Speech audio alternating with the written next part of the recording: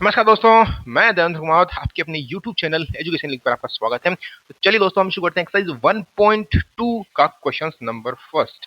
1.2 का question number first solve करने से पहले हमने इससे पहले एक पॉइंट एक सोल्व कर ली है। अगर आपने नहीं देखी तो जाके चेकआउट करें, और अगर आप हमारे इस चैनल पर पहली बार है तो चैनल को सब्सक्राइब करें, और वीडियो अच्छी लगती है तो लाइक करें और अपने दोस्तों को शेयर करें ताकि इस वीडियो का सबको बेनिफिट मिल सके। तो चलिए दोस्तों, बिना देरी किए हम शुरू करते हैं एक्सरसाइज 1.2। अच्छा, 1.2 को पढ़ने से पहले एक बार हम इसके अंदर जो क्वेश्चंस है वो ऐसे लिखे हुए हैं कि सर जो रूट वाली नंबर्स हैं उन्हें अपरिमेय प्रूव करना है। क्या प्रूव करना है? अपरिमेय। अच्छा, अपरिमेय प्रूव करने के लिए हमें पहले पता होना चाहिए कि अपरिमेय संख्या कौन सी होती है। हमारा कंसेप्ट क्लियर होना चाहिए, फिर हम उसको आराम से प्रूव कर लेंगे। तो देखिए, अपरिमेय संख्या कौन सी होती है, एक बार छोटा सा नंबर लिख लो आप। 1, 2, 3, 4, 5, इस तरह से।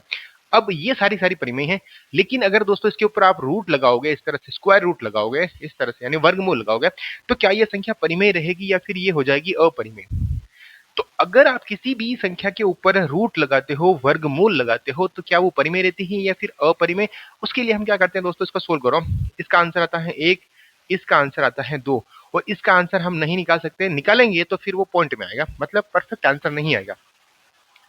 तो जिसका परफेक्ट आंसर आता है वो तो होती है परिमेय संख्या, और जिसका परफेक्ट आंसर नहीं आता है वो होती है अपरिमेय संख्या। जैसे कि ये लिखी हुई है, ये लिखी हुई है, और ये लिखी हुई है, इस तरह से। तो अब इसे हमें प्रूव करके दिखाएंगे कि ये परिमेय है या फिर क्या है दोस्तों, अपरिमेय है। इतनी सी बात हमें जाननी थी।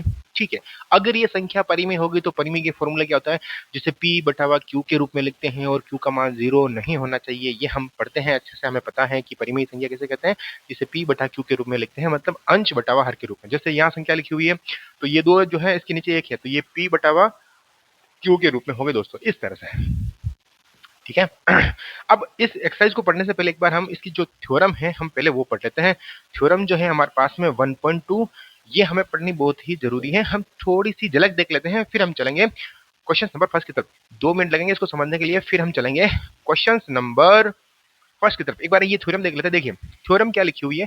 थ्योरम है दोस्तों आपके पास में 1.2, मतलब प्रमेय पहले चैप्टर की दूसरी प्रमेय ही है। 1.2 का मतलब ये हो गया। देखिए, जो थ्योरम 1.2 है, क्या लिखे हुए है, मान लीजिए p एक अभाज्य संख्या है, और ये p जो है a स्क्वायर को विभाजित करती है, तो p a को भी विभाजित करेगा।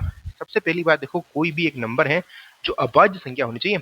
जैसे मान लो हमारे पास में 2 है, 3 है, 5 है, ये सारे सारे क्या है, अभाज्य संख्याएं हैं। ये अगर किसी नंबर को विभाजित करते हैं, ये सारी सारी अभाज्य, अभाज्य का मतलब हम पढ़ के आ चुके हैं, जिसके सिर्फ और सिर्फ 2 गुणनखंड होते हैं, हम पढ़ के आ चुके हैं इस तरह से।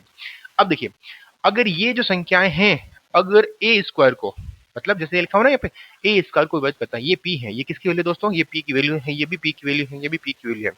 अगर ये किसी भी संख्या को, जो ए स्क्वायर होना चाहिए, जैसे मान लो यहाँ मैं लिखता हूँ 16, इस तरह से। ये किसका स्क्वायर है दोस्तों, ये 4 का स्क्वायर है, इस तरह से। तो ये 16 जो है वो 4 का स्क्वायर है, मतलब ये ए स्क्वायर है, इस तरह से। ए स्क्वायर का मतलब इस तरह से लिखा हुआ है। ठीक है दोस्तों, तो ये ए स्क्वायर है, मतलब अगर 2 का भाग अगर मैं 16 के अंदर दूं तो ये 2 का भाग 4 में भी जाएगा। ऐसी ये थ्योरम है। ये कह रहा है कि जो पी है, अगर वो ए स्क्वायर को, मतलब 16 को विभाजित करेगा, तो वो ए को भी करेगा, इस तरह से। फिर ये 3 है, जैसे मान लो 36 लिखा हुआ है, 36, ये किसका स्क्वायर दोस्तों, 6 का स्क्वायर है। तो यानी कि अगर ये 3 36 को विभाजित कर रहा है, मतलब 3 के पावड़े में 36 आ रहा है, तो 6 भी 3 के पावड़े में आएगा। इस तरह से ये प्रमेय कह रही है।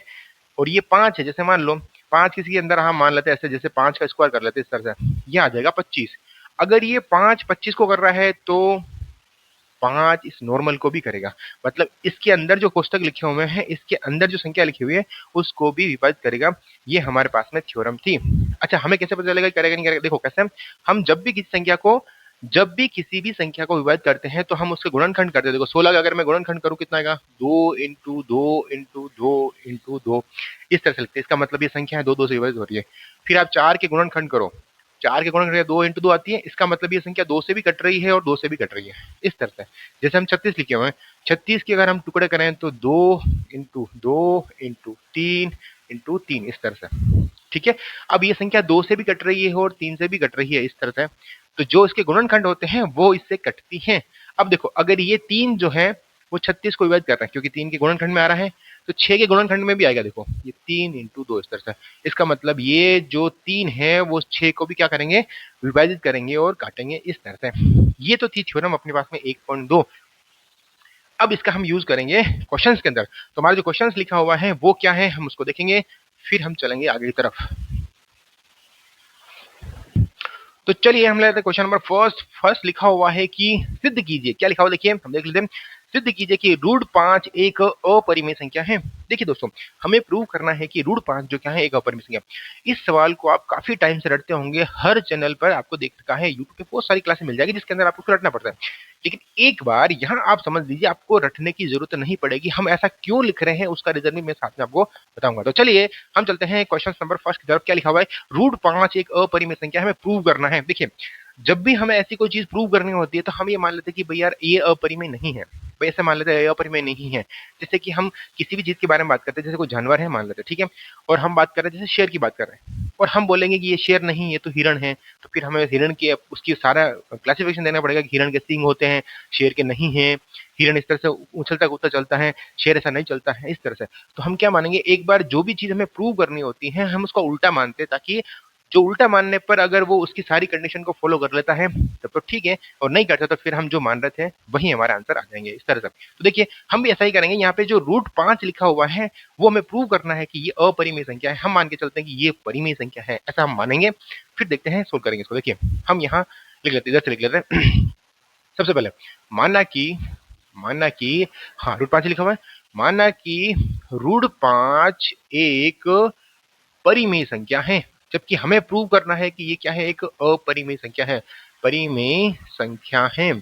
अगर दोस्तों ये परिमेय संख्या है, देखिए अगर ये परिमेय संख्या है तो हमने अच्छे से पढ़ा है कि जो परिमेय संख्या होती है जिसे p/q के रूप में लिखते हैं।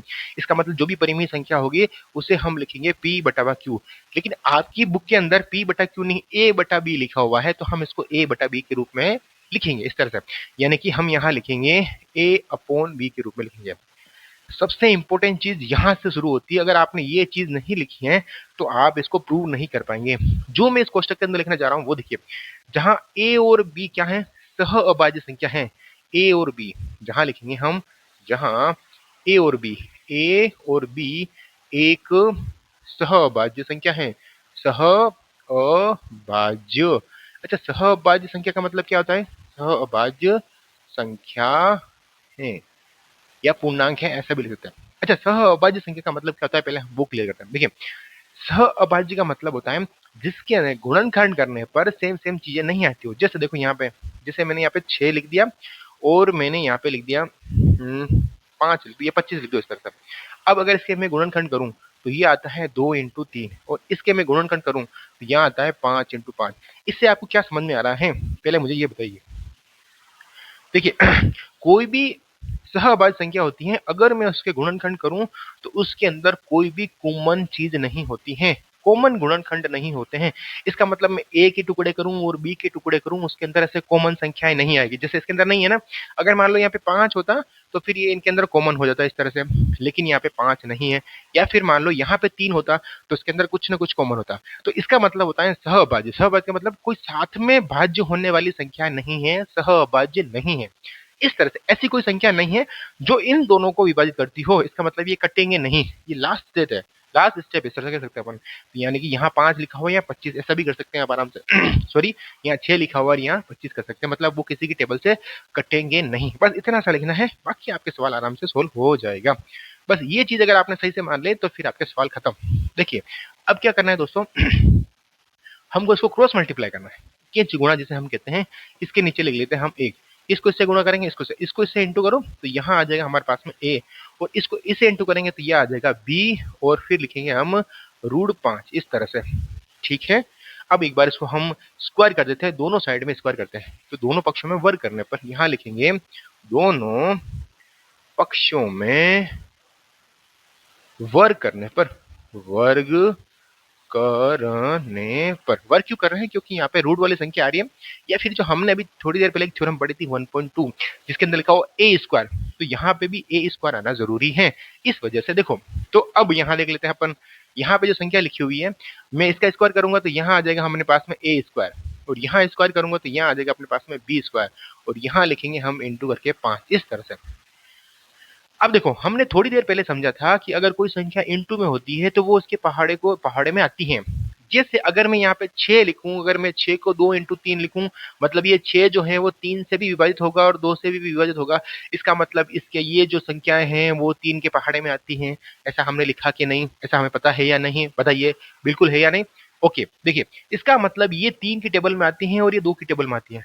तो यहाँ ए स्क्वायर लिखा हुआ है, ये यूं कहना चाह रहा है कि सर ये 5 की टेबल में भी आता है और ये बी स्क्वायर की टेबल में भी आता है। मतलब अगर मैं इसका पहाड़ा बोलूंगा तब भी ए स्क्वायर आ जाएगा। अब कितनी बार बोलेंगे, जैसे 3 का पहाड़ा 2 बार बोलेंगे तो 6 आ जाएगा, और 2 का पहाड़ा 3 बार बोलेंगे तो 6 आ जाएगा। ऐसे ही 5 का पहाड़ा बी स्क्वायर बार बोलेंगे तो ए स्क्वायर आ जाएगा।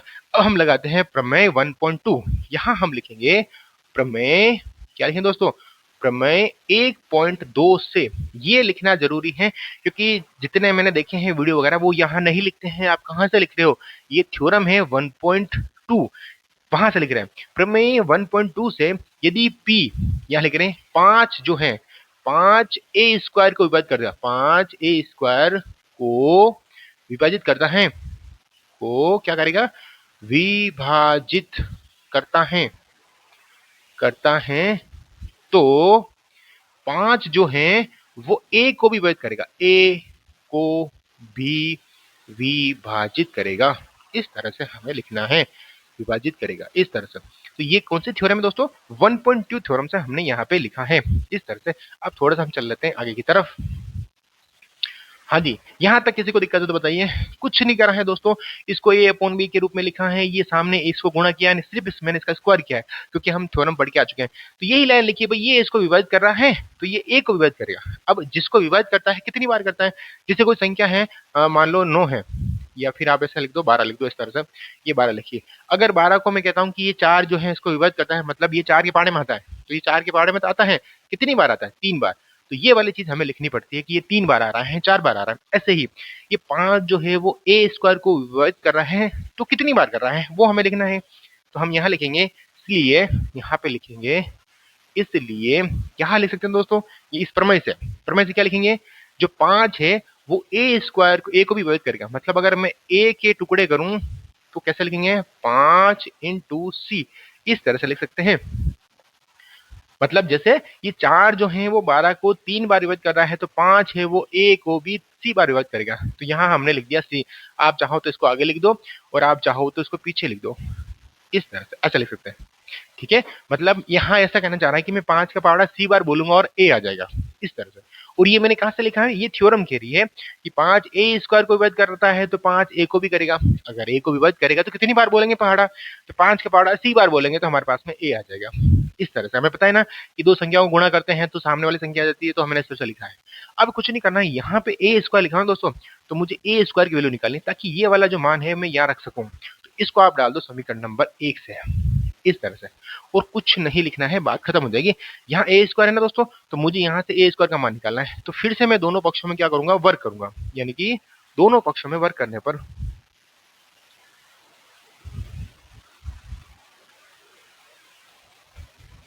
इस तरह से, अगर मैं दोनों पक्षों में वर्क करूंगा दोस्तों तो क्या आंसर आ जाएगा, यहाँ तो हो जाएगा हमारे पास में ए स्क्वायर एन बराबर, यहाँ हमारे पास में हो जाएगा 25 और यहाँ हमारे पास में हो जाएगा सी स्क्वायर, इस तरह से। बस बात खत्म, सवाल हो गया हमारा। तो ये जो वैल्यू है वो समीकरण 1 में रखने पर, यह मान समीकरण 1 में रखने पर, यह मान समीकरण 1 में रखने पर कुछ नहीं करना दोस्तों। वापस ध्यान से देखिए, हमने इसको ए अपॉन बी के रूप में लिख दिया है, इसको कैची गुणा किया है, इसका स्क्वायर किया है, थ्योरम लगाइए बस। और हमें यहाँ पे जो ए स्क्वायर लिखा हुआ है इसका मान निकालने के लिए यहाँ ए लिखा होता, तो मैंने दोनों पक्षों में वर्क कर दिया, इसके अलावा कुछ नहीं किया। और ये जो वैल्यू है वो मैं यहाँ रख रहा हूँ, तो कितनी आ जाएगी बताओ। पहले आप चाहे तो इसको लिख सकते हैं या फिर इसको लिख सकते हैं। पहले एक काम करो, यहाँ लिख दो इसको इस तरह से। तो मैं कैसे लिखूंगा बताओ, देखो इसको मैं कैसे लिखूंगा, इसको मैं ऐसे लिख दे, देखिए यहाँ लिखेंगे हम 25 इंटू सी स्क्वायर एंड बराबर हम वहां लिखेंगे बी स्क्वायर इंटू 5, इस तरह से। ठीक है दोस्तों, अब देखो ये 5 से ये 5 कट जाएंगे आराम से, तो आप इसको एक काम करो, आगे लिख दो, इसको लिख दो पीछे। यानी मैं अगर 5 को 5 से इस 5 को इधर भेजेंगे तो ये 5 से 5 क्या हो जाएगा, कट जाएगा ऐसे। तो मैं यहाँ लिख रहा हूँ बी स्क्वायर बराबर 25 इंटू सी स्क्वायर, और ये 5 जो है इसके नीचे आएंगे तो यहाँ इस तरह से आ जाएंगे, और ये 5 से 5 कट जाएगा और यहाँ आंसर आएगा बी स्क्वायर 5 इंटू सी स्क्वायर। एक बार कैसे किया, ये 5 इसके नीचे भेज दिया तो ये नीचे आगे इसके काटेंगे तो 5 आएगा, ये दोबारा से 5 इंटू सी स्क्वायर आ गया। एक बार आप ध्यान से देखो, ये ए स्क्वायर भी 5 से विभाजित हो रहा है और ये बी स्क्वायर भी है जो 5 से विभाजित हो रहा है। तो यहाँ हम क्या लिखेंगे, वही थ्योरम जो हमने यहाँ लिखी थी वो की वो थ्योरम हम लिखेंगे। यहाँ क्या लेंगे, प्रमेय कौन सी, 1.2 से 5 बी स्क्वायर को विभाजित करता है, बी स्क्वायर को विभाजित करता है, विभाजित करता है तो क्या लिखेंगे, तो यह बी को भी विभाजित करेगा, बी को भी विभाजित करेगा, विभाजित करेगा, सॉरी विभाजित करेगा इस तरह से। चलिए दोस्तों अब देखिए ये 5 जो है वो बी स्क्वायर को विभाजित कर रहा है, मतलब कैसे, ये 5 को अगर मैं सी स्क्वायर से इंटू करूँ तो बी स्क्वायर आ जाएगा, मतलब ये 5 के टेबल में आता है, इसको मैं इससे गुणा करूंगा तो ये आ जाएगा, इसका मतलब ये 5 जो है वो इसको विभाजित कर रहा है, तो ये 5 जो है अब बी को भी करेगा, जैसे हमने यहाँ लिखा था ना 5 जो है वो ए स्क्वायर को विभाजित कर रहा है तो 5 जो है वो ए को भी करेगा, वैसे ही ये जो 5 है वो बी स्क्वायर को विभाजित कर रहा है तो ये 5 बी को भी करेगा।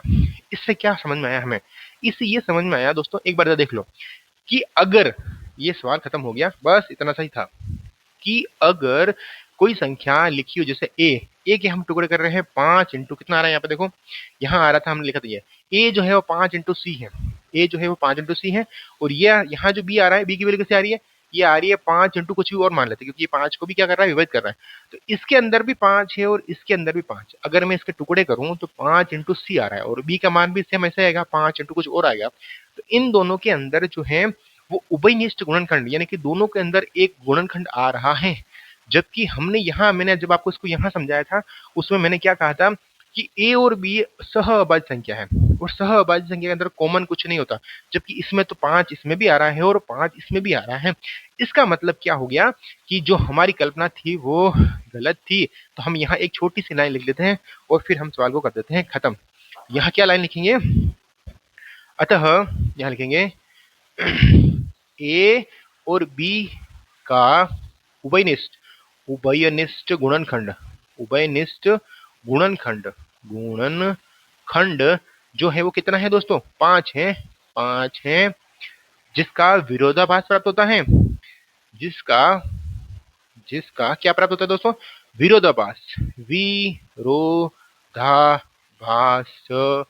प्राप्त होता है, होता है, अतः हमारी कल्पना, हमारी कल्पना कल्पना कल्पना गलत थी, गलत थी, यानी कि हमने जो माना था कि क्या माना था, हम ये विरोधाभास, हमारी कल्पना क्या थी, गलत थी, जो हमने एज्यूम किया था, हमने माना था वो हमने गलत माना था, और हमने क्या माना है, √5 एक परिमेय संख्या है, तो इसका मतलब क्या हो जाएगा, √5 एक अपरिमेय संख्या हो जाएगी, अतः क्या लिखेंगे, अतः √5 एक परिमेय संख्या हो जाएगी, सॉरी अपरिमेय संख्या हो जाएगी, √5 एक क्या हो जाएगी, अपरिमेय संख्या हो जाएगी,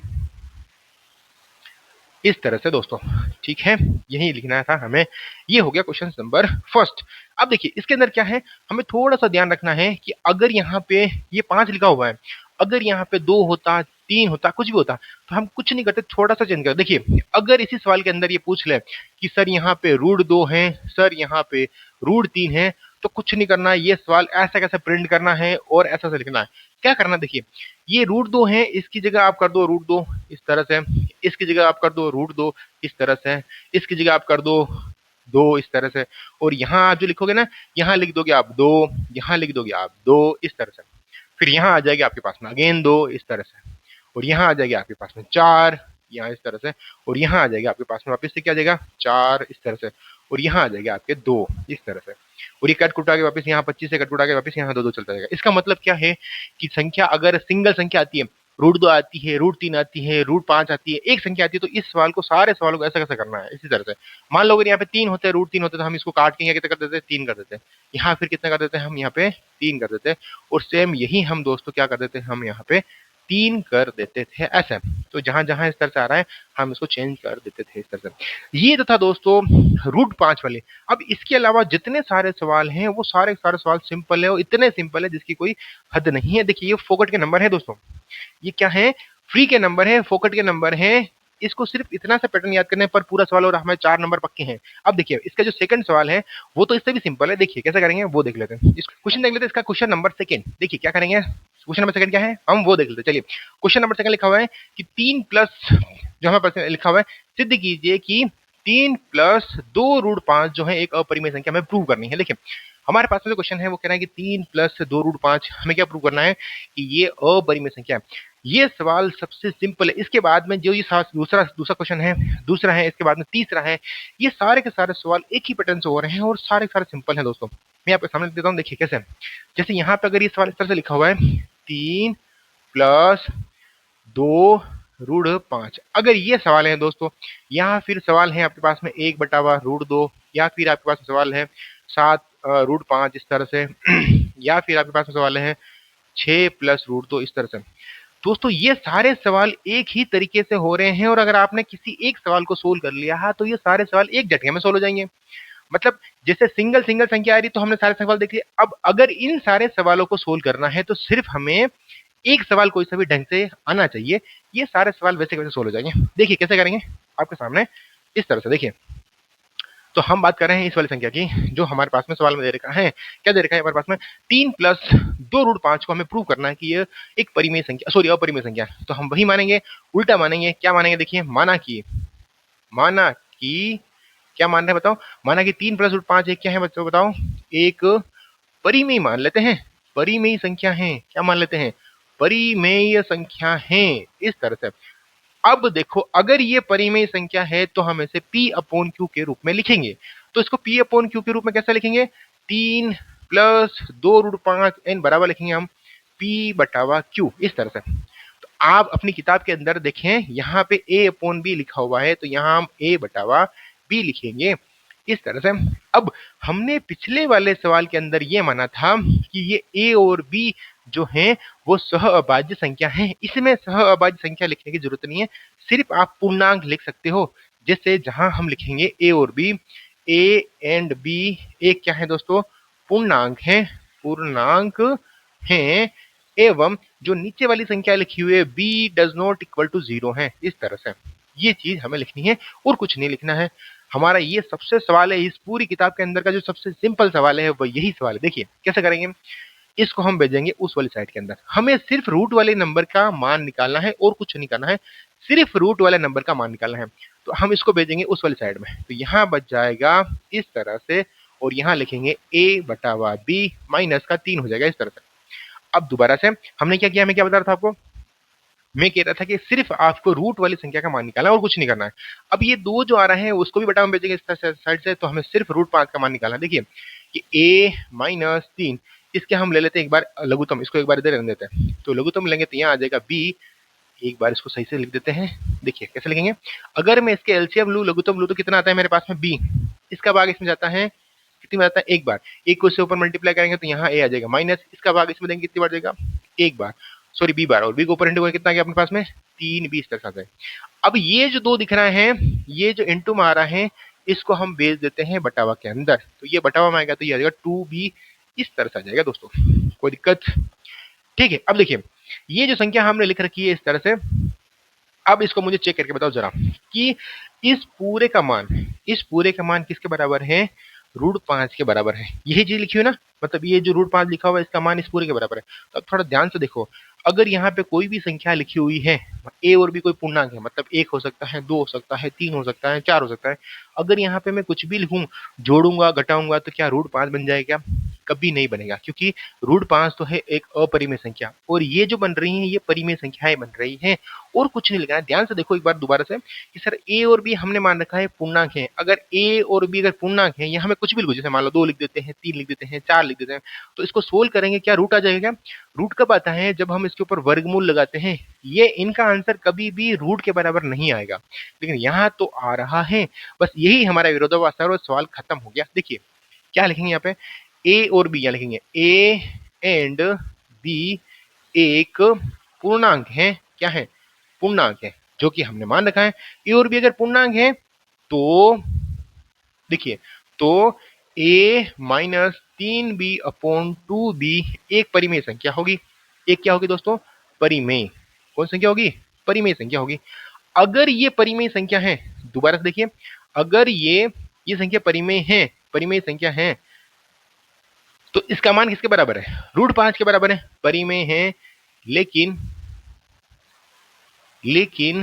√5 एक अपरिमेय संख्या है, अपरिमेय संख्या है जिसका विरोधाभास प्राप्त हो रहा है। ये तो है परिमेय और ये है अपरिमेय, इसका मतलब ये विरोधाभास प्राप्त हो रहा है। तो जिसका विरोधाभास प्राप्त होता है, जिसका विरोधाभास प्राप्त होता है, इसका मतलब जो हमारी कल्पना थी वो गलत थी। जो हमने मान रखा था वो क्या मान रखा था? गलत मान रखा था। तो यहाँ लिखेंगे हमारी कल्पना गलत थी, हमारी कल्पना क्या थी? गलत थी। अतः हम लिख सकते हैं, क्या लिखेंगे दोस्तों? अतः जो यहाँ लिखा हुआ 3 + 2√5 एक क्या हो जाएगा दोस्तों? परिमेय संख्या हो जाएगा, एक अपरिमेय संख्या हो जाएगा, अपरिमेय संख्या है। इस तरह से दोस्तों।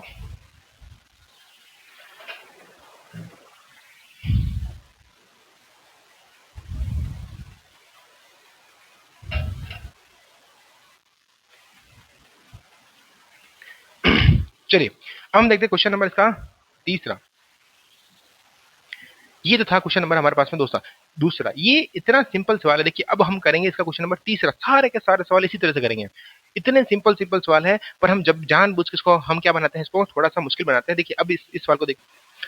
तो अब करते हैं हम क्वेश्चन नंबर तीसरा। जो क्वेश्चन नंबर तीसरा है, आप देखिए जो हमने क्वेश्चन नंबर दूसरा सोल्व करता वैसा का वैसा ही और उससे भी सिंपल है। देखिए क्वेश्चन नंबर तीसरा में क्या लिखा हुआ है? 3 क्वेश्चन दे रखे हैं इसके अंदर। पहला दे रखा है, सिद्ध कीजिए कि क्या निम्नलिखित संख्या अपरिमेय है। इसमें से पहला क्वेश्चन क्या है?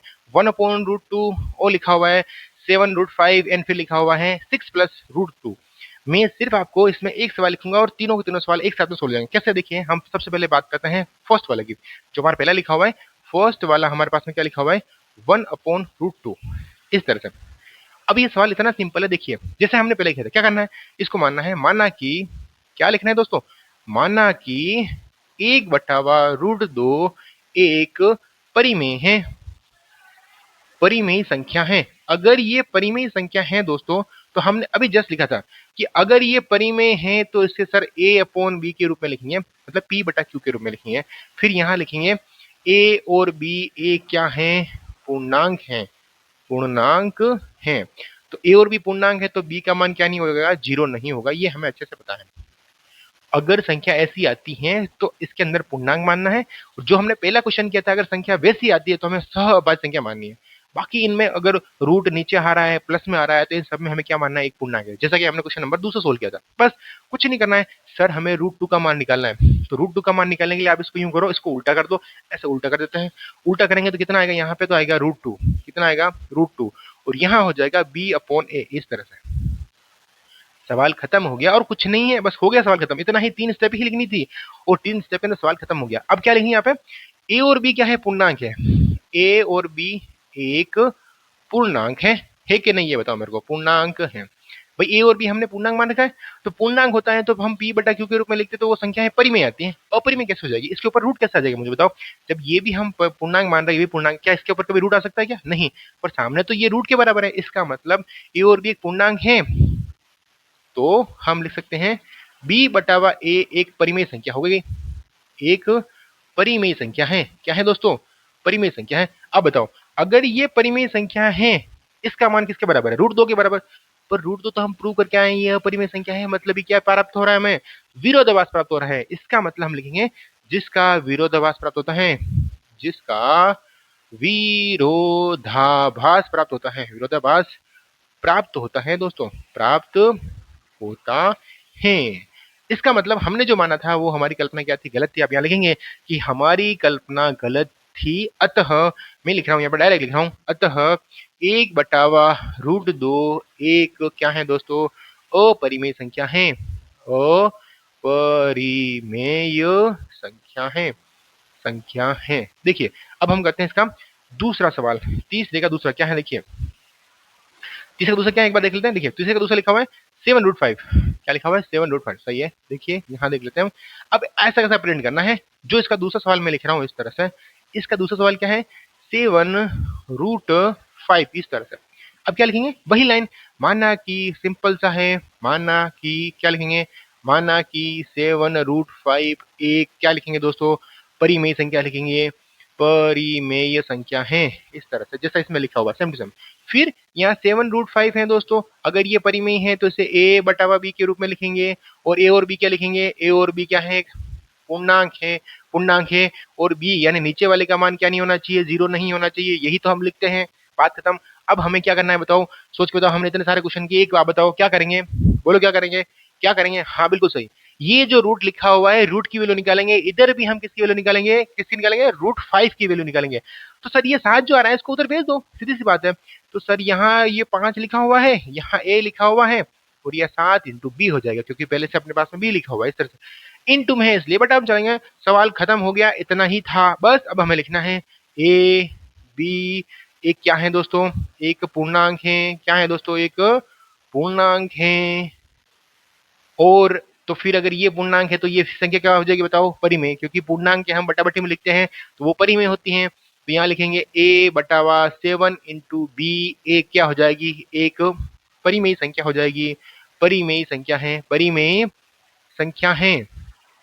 और क्या है, जिसका विरोधाभास प्राप्त होता है, जिसका विरोधाभास प्राप्त होता है, यही हमें लिखना है, जिसका विरोधाभास प्राप्त होता है। और फिर आप लिखोगे अतः, क्या लिखोगे, अतः हमारी कल्पना क्या थी, गलत थी, जो हमने लाइन लिखी थी ना, ऐसे लिखोगे, जो हमारी कल्पना क्या थी दोस्तों, गलत थी, अतः ये जो संख्या लिखी हुई है 7√5 एक क्या हो जाएगी, परिमेय संख्या हो जाएगी। इतना सा लिखना है और कुछ नहीं लिखना है, बात खत्म। ऐसे ही देखो हम क्वेश्चन नंबर इसका तीसरा देख लेते हैं, इतना सिंपल क्वेश्चन है, मैं इसको कर देता हूं रफ, ए यहां से यहां तक।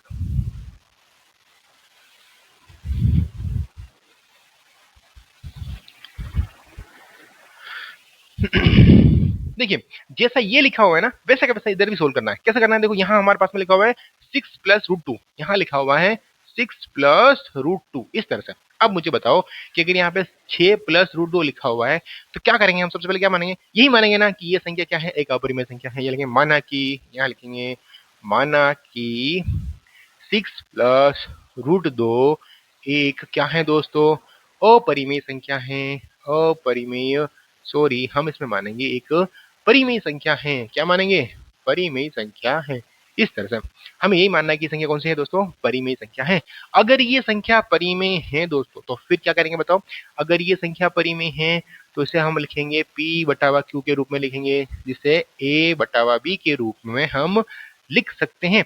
अगर ये a बटा के रूप में लिखेंगे तो यहाँ क्या लिखेंगे, a और b क्या हो जाएगा बताओ, पूर्णांक हो जाएगा, और जहां b का मान 0 के बराबर नहीं होगा, इस तरह से। अब हमें यहाँ से किसकी वैल्यू निकालनी है, √2 की वैल्यू निकालनी है, जैसे कि हर सवाल में हम कर रहे हैं। तो यहाँ से अगर मैं √2 की वैल्यू निकालूंगा तो कैसे निकालूंगा, यहाँ a बटा b लिखा हुआ है, ये जो 6 आ रहा है वो चला जाएगा उस वाली साइड के अंदर, तो ये हो जाएगा -6, इस तरह से सवाल खत्म हो गया सर, ये √2 का बराबर आ गया। अब क्या लिखेंगे, a और b जो है पूर्णांक है, यहाँ लिखेंगे हैं a b, एक क्या है दोस्तों, पूर्णांक है।